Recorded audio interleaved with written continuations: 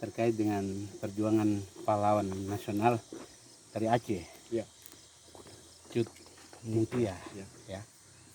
Tapi saya bersyukur kepada Tuhan karena sekian puluh tahun setelah saya dilantik menjadi wakil Menteri PUPR, baru kali ini, hari ini tanggal 14 ya, tanggal 14 September 2020 saya sampai di makam ya, Bagian muda juga. makam Cut Mutia. Perjalanan cukup jauh, cukup melelahkan. Ternyata perjuangan para pahlawan itu tidak terlalu gampang begitu. Jadi atas perjuangan beliau mereka inilah hari ini generasi ini bisa menikmati kemerdekaan ini. Dan saya terima kasih buat pahlawan yang telah mempertaruhkan nyawa hidup demi bangsa dan negara. Jadi hari ini dalam rangkaian kunjungan saya sempatkan datang di tempat ini. Terima kasih buat Pak Bupati yang sudah mengajak saya di tempat ini. Tadi saya pikir tempatnya itu dekat kota, ternyata terlalu jauh begitu. Kita jatuh bangun, panjat bukit, naik motor trail, ini sesuatu yang luar biasa. Saya berharap ini memberikan inspirasi buat saya secara pribadi dan juga sebagai wakil Menteri PUPR supaya ke depan apa yang bisa kita kerjakan. Mungkin jalan ini yang kurang bagus, kelak generasi bisa datang di tempat ini bahwa beliau ini telah mempertaruhkan hidup nyawa mereka demi bangsa dan negara. Dan saya berharap dengan generasi yang kita lahir dari mereka, menikmati kemerdekaan dari mereka, kita ada saat ini bisa berbuat sesuatu untuk generasi-generasi yang akan datang. Oke. Konkretnya gimana nih Pak? Wah, soalnya yang kunjungan yang begini sudah dilakukan banyak pejabat beberapa kali. Ya. Oke, untuk jalan bagaimana konkret? Hanya pejabat itu kan tidak semua datang ke makam, Siap. menyerah di tengah jalan begitu. Siap. Ya, menyerah di tengah jalan. Iya. Tapi kali ini kan saya datang dari Siap. sekian presiden ke presiden, kemudian dari menteri ke menteri, baru pertama kali Wamen PUPR menginjakan kaki di tempat ini. Dan saya akan memperjuangkan akses jalan ini ya, supaya terbangun ini. Besok-besok masyarakat ya secara umum bisa datang melihat makam yang sudah ada di balik-balik gunung ini, terlalu jauh dari kota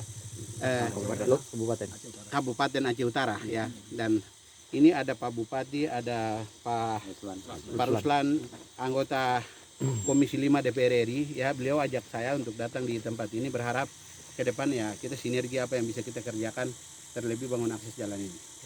Konkretnya itu Pak Wamen, kapan rencananya akan direalisasikan pembangunan jalan ini? Ini DED-nya sudah ada ya. Lagi dihitung karena besaran anggaran yang kita butuhkan dari total kurang lebih sekitar 70-an ya. 80-an kilometer itu seperti apa. Kemudian nanti setelah hitung baru kita akan tahu berapa besar biaya yang akan kita butuhkan untuk bangun jalan dari Aceh Utara ya, dari kota sampai ke tempat makam. Ada target dari PUPR sendiri kapan ini bisa direalisasikan, misalnya 2020, 2021? Nanti teman-teman balai yang akan hitung ya, balai jalan yang akan hitung.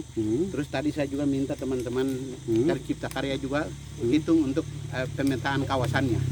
Nah, saya berharap kalau bisa progres ini kita dilakukan, ke depan itu tidak boleh ada hambatan terkait dengan kepemilikan wilayah hambatan tanah, soal tanah, karena di mana-mana kita menghadapi hal yang sama.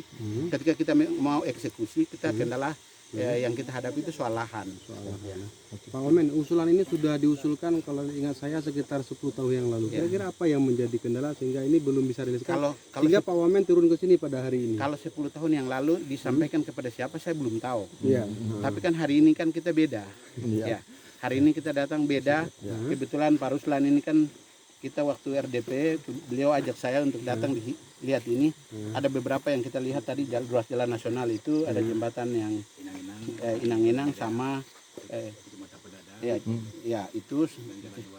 Kemudian jalan 2 jalur itu akan kita kerjakan tahun ini ya, dari dana sisa lelang, karena itu tidak banyak, kurang lebih sekitar 23 miliar.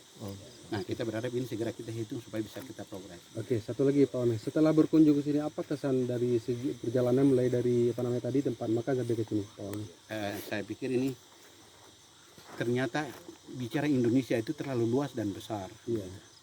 Saya pikir ternyata di Papua sana saja yang ada hutan, tapi ternyata di sini tuh hutannya juga luar biasa. Begitu. Jadi kondisi alam geografis yang berat ternyata di sini juga ada, sama begitu. Jadi saya pikir kita mari kesempatan kita ada ini membangun Indonesia Raya ini supaya kita menumbuhkan rasa keindonesiaan baik di Aceh, baik di Papua maupun seluruh Indonesia.